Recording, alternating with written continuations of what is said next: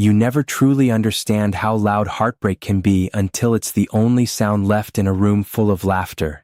It doesn't scream, it doesn't shatter, it sounds like a quiet shaking breath, like the soft click of a door closing for the last time, like the moment an alpha casually tells his friends that the omega carrying his child was never wanted in the first place. Elias had always known his place. At 26, he was the kind of omega people described as gentle, forgettable, and safe. He worked in a quiet bookstore cafe in the heart of the city, surrounded by the smell of old paper and fresh coffee. He didn't demand attention. He didn't chase fame. And for 2 years, that was exactly why Kai kept him. Kai Voss was everything Elias was not. A dominant alpha, 34 years old, sharp-jawed, and dangerously successful. He was the founder of one of the biggest independent music labels in the country. His world was loud, expensive, and ruthless. Their relationship had never been public. To the outside world, Elias was simply the quiet omega who lived in Kai's penthouse and warmed his bed. No promises, no mating mark. Just an arrangement they both pretended was enough. Until it wasn't. Elias sat on the edge of the examination table, fingers trembling as he stared at the small black and white image in his hands. 6 weeks. A tiny flicker of life that should have been the happiest moment of his life. Instead, cold dread settled deep in his bones. He had planned to tell Kai that night.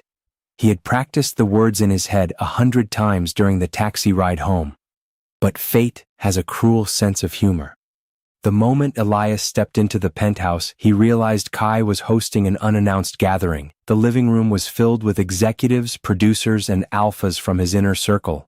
The air was thick with expensive whiskey, cigar smoke, and overwhelming alpha pheromones. Elias slipped through the crowd quietly, hoping to reach the bedroom unnoticed. He almost made it, until he heard Kai's voice coming from the half-open balcony door. "Mate, you're joking, right?" Kai laughed, that rich, confident laugh that used to make Elias's knees weak. "I don't need a mate. I never wanted one. A mate means complications, expectations, and responsibility I have no interest in carrying." Elias froze in the dark hallway, one hand pressed against the wall to keep himself steady. Someone asked, "What about that omega living with you for the last 2 years? Elias, right?" Kai's reply came without hesitation. "He's convenient, that's all. He keeps the house quiet, doesn't make scenes, and doesn't ask for more than I'm willing to give. When I get bored, I'll end it. Simple as that. I'm not building a family. I'm building an empire. A mate and children would only slow me down." The words carved themselves into Elias's soul like broken glass. He didn't cry. Not then. He simply turned around, walked out of the penthouse he had once called home, and never looked back. By the time the sun rose, he was already on a train heading 3 states away, clutching nothing but a duffel bag and the ultrasound photo he couldn't bring himself to throw away. The first month was the hardest. Elias settled in a small, rainy coastal town called Silver Ridge, population barely 4,000. He found work at a dusty little bookstore that also served as a cafe. The owner, an old beta woman named Margaret, asked no questions when he begged to be paid in cash under the table. He rented a tiny studio apartment above the shop that smelled of damp wood and salt air. Every night he touched the small swell beginning to form beneath his sweaters and whispered the same promise. "It's just you and me now, we don't need him." But his body disagreed. Being pregnant without an alpha's scent was slowly destroying him. The nausea never stopped. His hands shook constantly. At night, he woke up freezing even though the heater was running. His doctor, a kind older woman at the free clinic, warned him that his blood pressure was dangerous and his body was burning through nutrients too fast. Still, Elias refused to break. He worked 6 days a week, organizing books with trembling fingers while his belly grew heavier. Customers began to notice. Some smiled, some stared. None of them knew they were looking at an omega who had run away from one of the most powerful alphas in the country. Back in the city, Kai Voss was slowly losing his mind. At first, he told himself Elias had simply left because he was bored. But when weeks turned into months and every single trace of the omega vanished, something dark and painful began clawing inside Kai's chest. The penthouse smelled wrong. The silence was unbearable. He couldn't sleep in their bed anymore. He started drinking too much. His work suffered. It took him 4 months and a very expensive private investigator to finally find the truth. Elias was alive, and he was 7 months pregnant with Kai's child. The moment the investigator slid the photographs across the desk, Kai felt the ground disappear beneath his feet. In every picture, Elias looked painfully thin except for the heavy rounded belly that strained against his clothes. His eyes were hollow, his shoulders were hunched like he was constantly cold. Kai stared at the photos for a long time before whispering the only words that mattered. "What have I done?" The rain in Silver Ridge never seemed to stop. It fell in steady, cold sheets that soaked through coats and settled deep into bones. Elias had grown used to it. He told himself the constant chill matched the emptiness he carried inside. At 7 months pregnant, his body was failing him. The pup was active, strong, and healthy, but Elias was not. His ankles swelled so badly he could barely wear shoes. His back ached constantly. The worst part, though, was the cold that lived inside his marrow. Without Kai's cedar and smoke scent to stabilize him, his omega biology was slowly breaking down. He slept with 3 blankets and one of the stolen shirts he had taken from Kai's laundry basket the night he ran. It had long lost most of its scent, but on the worst nights he pressed it to his nose and pretended it was enough. The customers at the bookstore had started calling him the quiet boy with the sad eyes. Margaret, the owner, had taken to forcing him to sit down every 2 hours. She never asked who the father was. She simply left warm cups of herbal tea near his register and pretended not to notice when he cried in the storage room. One night the power went out during a storm. Elias sat in the center of his tiny apartment surrounded by every pillow and blanket he owned, trying to build a nest that felt safe.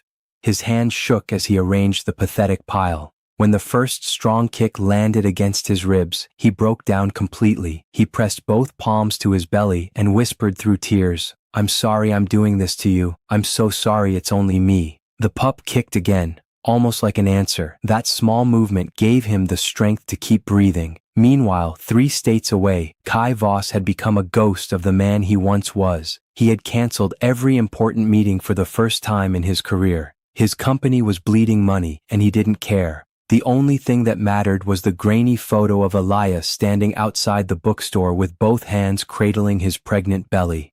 Every night, Kai tortured himself by watching the surveillance videos his investigator had sent. He watched Elias struggle to carry boxes that were too heavy. He watched him lean against walls when the pain became too much. He watched the way Elias's face softened every time he touched his stomach. The guilt was killing him.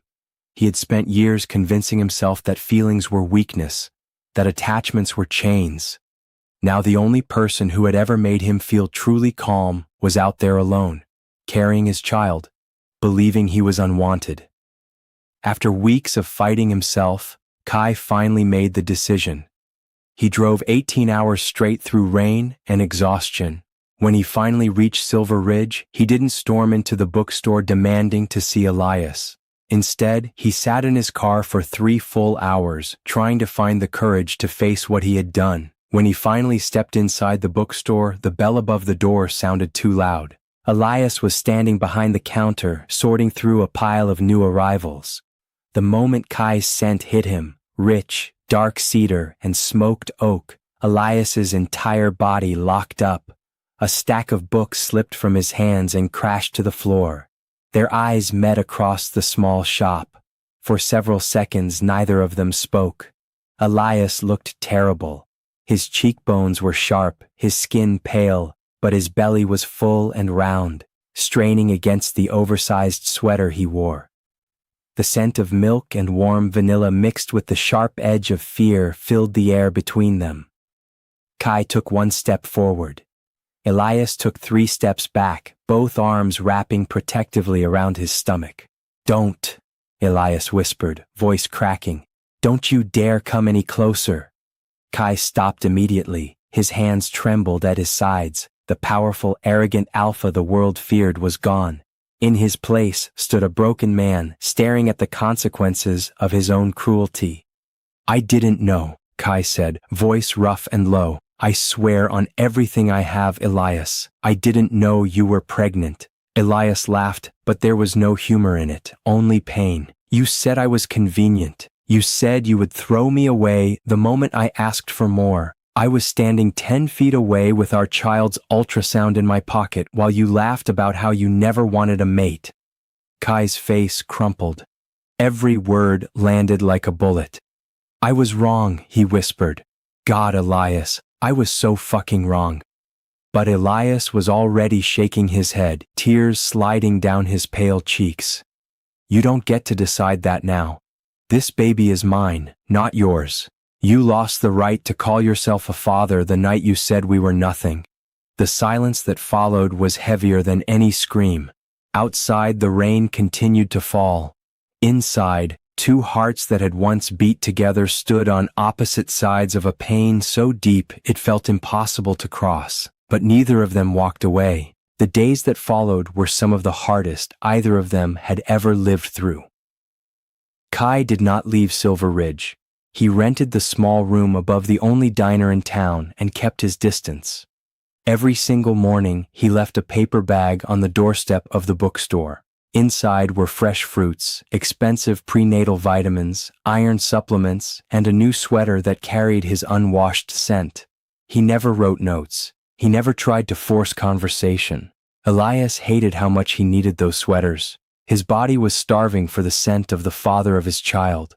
Each night he wore one of Kai's sweaters to sleep and finally managed to rest for more than 2 hours at a time. The pup grew stronger, the kicks became harder, and with every flutter against his ribs, Elias felt his heart tearing in 2 different directions. Margaret eventually forced the truth out of him. When she learned who Kai really was, she threatened to shoot the alpha if he ever hurt Elias again. Still, even she admitted that the man sleeping in his car outside the bookstore every night looked like someone who was slowly dying from regret. On the night Elias went into early labor, everything changed. It was too soon. Only 35 weeks.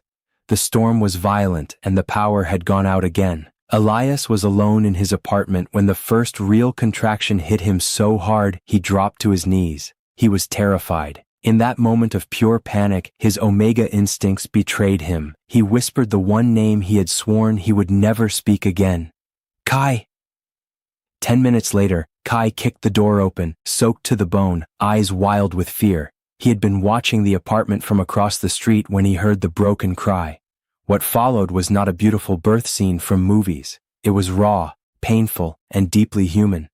Elias screamed at Kai to get out even while clutching his hand so tightly his nails drew blood. He cursed him. He cried. He begged him not to leave.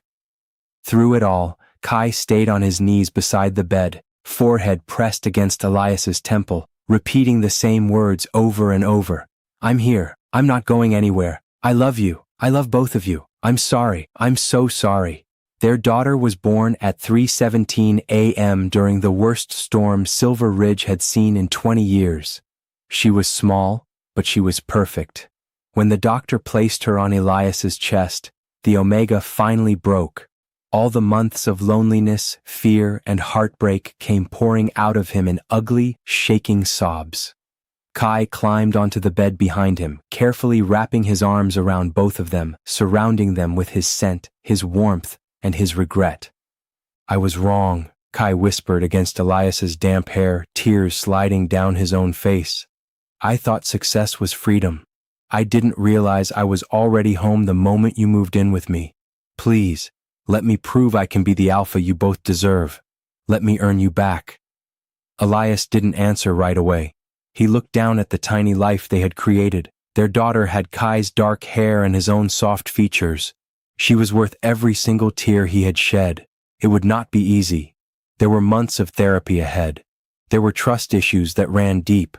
There were nights Elias still woke up crying, convinced Kai would leave again. But every single day, Kai chose them. He sold his company. He moved permanently to Silver Ridge. He learned how to change diapers, how to calm a screaming newborn at 4 a.m., and most importantly, how to love an Omega who had every reason to hate him. 6 months later, on a quiet spring morning, Elias woke up to find Kai kneeling beside their bed, eyes shining with nervous hope. In his hands was a small black velvet box. Inside was a mating ring made of white gold and embedded with tiny diamonds that looked like stars. "I don't want convenience anymore," Kai said, voice thick with emotion. "I want forever. I want every hard day, every beautiful day, every moment with you and our daughter. I want to be your mate, if you'll still have me." Elias looked at the man who had once broken him completely. Then he looked at their daughter sleeping peacefully in her crib. And for the first time in almost a year, he smiled. "Yes," he whispered, "but this time, we do it right." The rain had finally stopped, and in the quiet coastal town of Silver Ridge, a new family began the long, beautiful, imperfect journey of healing.